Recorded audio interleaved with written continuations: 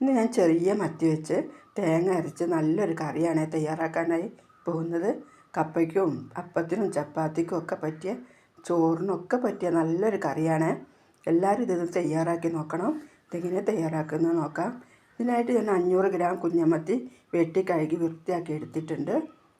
ഒരു ചട്ടി ചൂടായി വരുമ്പോൾ അതിലേക്ക് ഒരു 2 ടേബിൾ സ്പൂൺ വെളിച്ചെണ്ണ ഒഴിച്ചു കൊടുക്കാം. മീൻകറിയൊക്കെ വയ്ക്കാൻ നല്ല വെളിച്ചെണ്ണയാണ്. എണ്ണ ചൂടായി വരുമ്പോൾ അതിലേക്ക് ഒരു 1/2 ടീസ്പൂൺ ഉലുവ ചേർത്ത് കൊടുക്കാം. ഉലുവ പൊട്ടി വരുമ്പോൾ അതിലേക്ക് കുറച്ച് കറിവേപ്പിലയും കൂടെ ചേർത്ത് കൊടുക്കാം.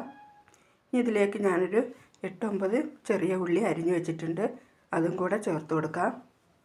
അതൊന്ന് യോജിപ്പിച്ച് കൊടുത്തതിന് ശേഷം അതിലേക്ക് 1 ടേബിൾ സ്പൂൺ വെളുത്തുള്ളി ചതച്ചെടുത്തതും 1 ടേബിൾ സ്പൂൺ ഇഞ്ചി ചതച്ചെടുത്തതും കൂടെ ചേർത്ത് കൊടുക്കാം. ഇനി ഇതിൻ്റെ പച്ചമണമൊക്കെ ഒന്ന് മാറി നല്ല ഒന്ന് വാടി വരട്ടെ.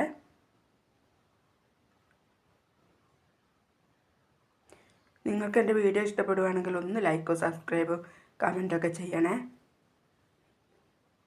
ഇത് നല്ലപോലെയൊക്കെ ഒന്ന് വാടി വന്നിട്ടുണ്ട്. ഇനി ഇതിലേക്ക് നമുക്ക് മസാല ചേർത്ത് കൊടുക്കണം. ഇതിലേക്ക് ഞാൻ ഒരു 1.25 ടേബിൾ സ്പൂൺ മുളക് പൊടി ചേർത്ത് കൊടുക്കുന്നുണ്ട്. ഇത് കാശ്മീരി മുളക് പൊടിയും കൂടെ ചേർത്ത് പൊടിച്ചതായതുകൊണ്ട് എരിവ് കുറവായിരിക്കും. നിങ്ങളുടെ എരിവിന് ആവശ്യത്തിനുള്ള ചേർക്കാം. ഒരു 1/4 ടീസ്പൂൺ മഞ്ഞൾപ്പൊടിയും കൂടെ ചേർത്ത് നല്ലപോലെ അതിൻ്റെ പച്ചമണമൊക്കെ ഒന്ന് മാറി വരട്ടെ. ഈ പച്ചമണമൊക്കെ ഒന്ന് മാറി വരുമ്പോൾ അതിലേക്ക് ഒരു 2 തക്കാളി 2 പച്ചമുളകും കൂടെ അരിഞ്ഞത് ചേർത്ത് കൊടുക്കാം. നമ്മൾ തേങ്ങ അരച്ച് വെക്കുന്നതുകൊണ്ട് ഇതിന് തക്കാളി ഇച്ചിരി കൂടുതൽ ചേർത്താൽ നല്ല ടേസ്റ്റ് ആയിരിക്കും കേട്ടോ. ഇനി ഇതിലേക്ക് ആവശ്യത്തിനുള്ള ഉപ്പ് ചേർത്ത് കൊടുക്കാം. ഉപ്പ് ചേർത്താൽ പെട്ടെന്ന് തക്കാളി അലിഞ്ഞ് കിട്ടും.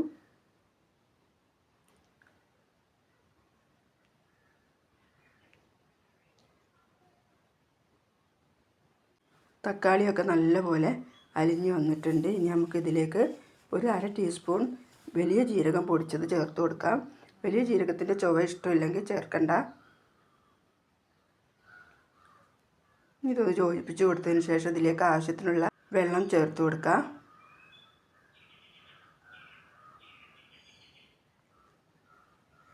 വെള്ളം ചേർക്കുമ്പോൾ കൂടി പോകണ്ട, ഇച്ചിരി കുറുകി ഇരുന്നോട്ടെ, എന്നാൽ മീനിൽ നല്ല മസാലയൊക്കെ പിടിച്ച് കിട്ടാൻ നല്ലതാണ്. ഇത് നല്ലപോലെ ഒന്ന് തിളച്ച് വരട്ടെ, എന്നിട്ട് വേണം നമുക്ക് മീൻ ഇതിലേക്ക് ചേർത്ത് കൊടുക്കാൻ.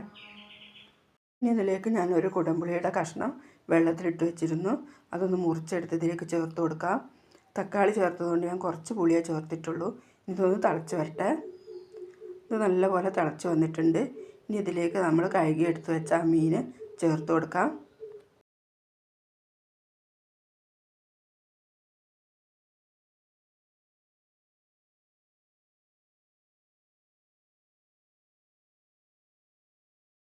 ഇതൊന്ന് യോജിപ്പിച്ച് കൊടുത്ത് നമുക്ക് മൂടി വെച്ച് വേവിച്ചെടുക്കാം.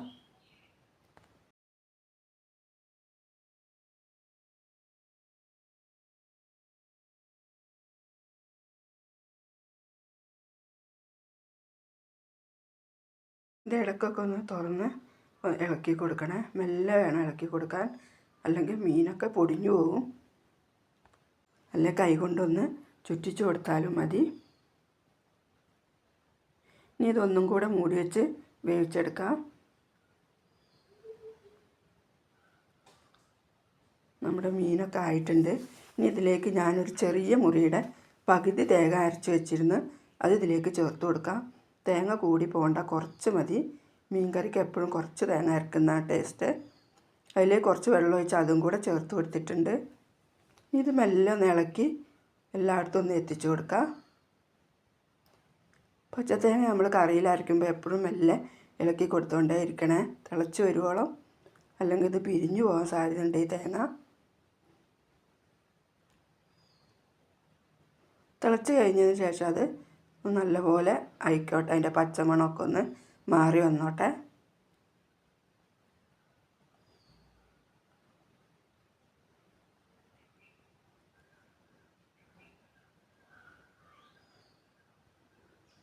നല്ലപോലെ തിളച്ചതിൻ്റെ പച്ചമണമൊക്കെ മാറിയിട്ടുണ്ട്. ഇനി ഇതിലേക്ക് കുറച്ച് കറിവേപ്പില നമുക്ക് ചേർത്ത് കൊടുക്കാം.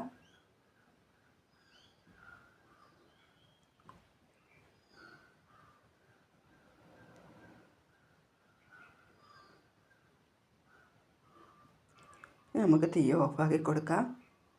നല്ലൊരു ടേസ്റ്റി മീൻ കറി കേട്ടോ ഇത്. എല്ലാവരും ഇതൊന്ന് തയ്യാറാക്കി നോക്കണേ.